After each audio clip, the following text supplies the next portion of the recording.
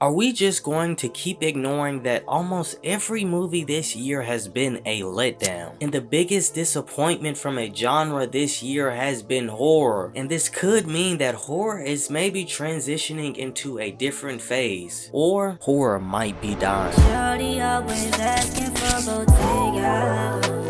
I am about to go see Black Phone 2. I have no expectations for this movie. I don't know if it's gonna be good. I don't know if it's gonna be bad. Literally zero expectations. The trailer does not look good at all. I didn't even expect a part 2 to this. I rewatched the first one last night. I am excited to see how they're gonna go about this. I think there is room. A lot of potential that they could do. Let's just see.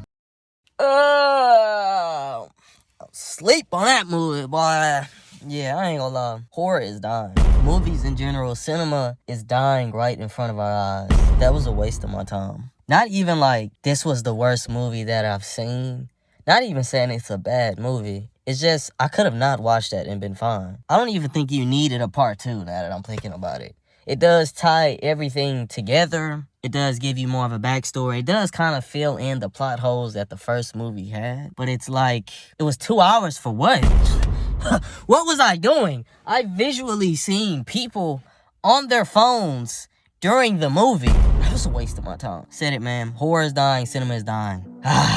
Now, I'm gonna be honest, I usually like breaking these films down, talking about it, giving an honest review, but I'm tired of that shit, bro. My frustration honestly has nothing to do with this film. It's been this year of being let down every single time I buy a ticket. And hopefully, this is just maybe a down year for film. I have not enjoyed the writing from a lot of movies this year. And the biggest thing that turns me on, that gets me going, is storylines, characters, and being entertained. And if I'm just keeping it 100, this shit is starting to feel lazy. This film to me was missing the biggest component to make people want to watch films. It wasn't entertaining. You had okay performances. The dad's performance was mediocre in the first one. I don't know why they kept casting him. Stop. Great visuals and a storyline that I feel went too far off the rails. So bad am I into Black Phone dives into the mysteries of missing kids in the 70s by a man they labeled the Grabber. With no hope or end in sight for justice for these kids, the Grabber makes the mistake of kidnapping a kid named Finney. Now this kid is looked at as almost a folklore legend because he is the only kid to not only escape but kill the man who kidnapped him. Now he doesn't do this alone. This may sound crazy, but he does this with the help of the dead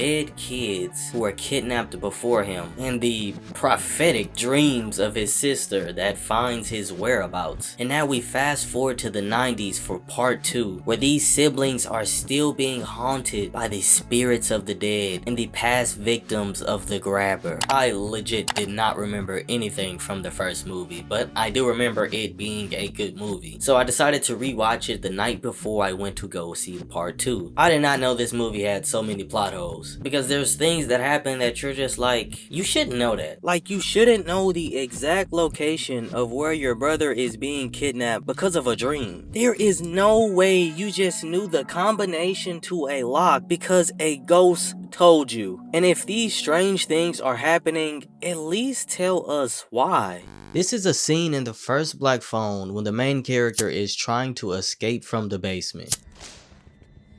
Now, as you can see, he's throwing the rope and he can't get it to wrap around. So just pay attention to what he does next. As you can see, he grabs this long carpet.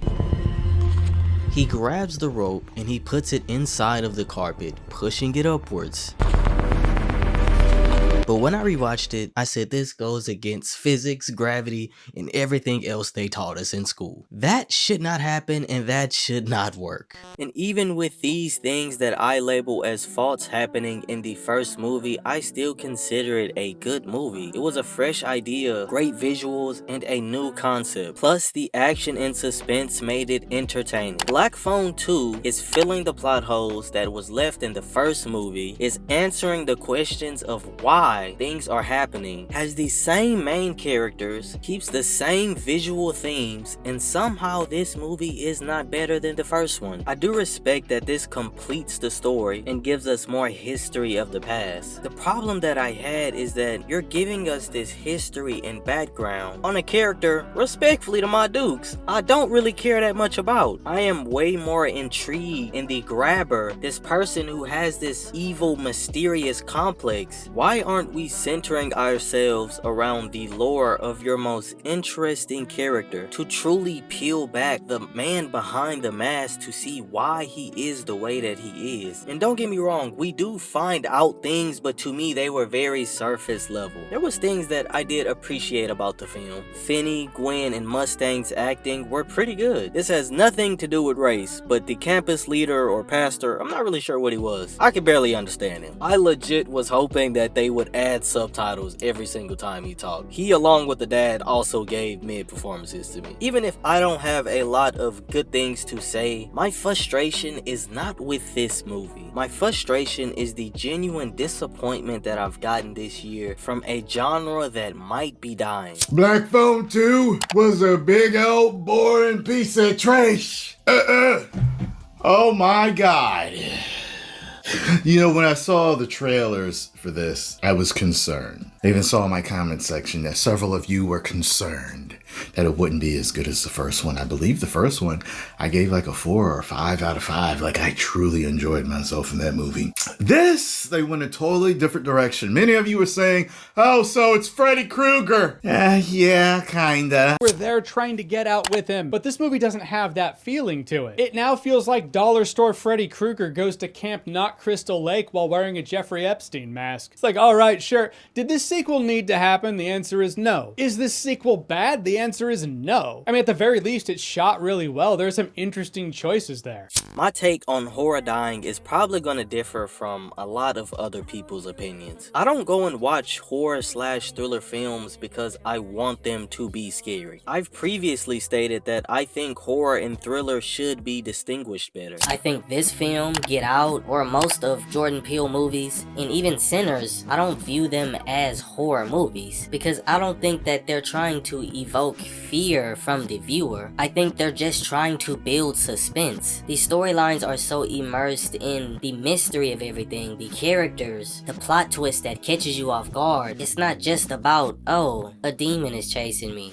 I go because I love the mystery. I love the thrills of the suspense that you get when you're waiting for things to be uncovered. I usually love the writing, the acting, and the tough decisions and sacrifices that the characters have to make. But there are two major things that I am seeing in the horror genre. I think horror movies are transitioning into something that is bigger than just jump scare. Demon, ghost, ah! They're using these films to talk about the scarier problems that we face on a personal and social level. And this is a transitioning that I think has been happening for a couple of years now, but I've never seen so many horror movies talk about emotions, because it is usually just a sex scene, an evil entity, and an innocent, maybe not innocent, person trying to get away. Some may disagree, but I honestly don't have a problem with them going into this new direction. But for a casual person who doesn't want to have to go back and rewatch to understand the metaphors and symbolism and things that cause them to do more homework on the film, I could see why they would dislike the new direction that is taking place. Horror is going through a transition that is similar to when people get starter locks. You gotta go through that ugly phase. The only difference is now we're hoping that this ugly phase is worth trusting the process. The second main problem is that the why, or the answer to the why, just isn't good enough. The answer to the plot, the reason that I stay in my seat, the main thing that is supposed to keep me glued to the screen is either too mid or just not a fresh concept. The biggest thing that I praise Sinners on is that it proved that new IPs can thrive, and it also showed that people are tired of these same stories being told in a slightly different way with better technology. I think changes are coming, so horror dying might not be a bad thing. But if horror dying is a indication that cinema altogether is dying, then we may be in trouble.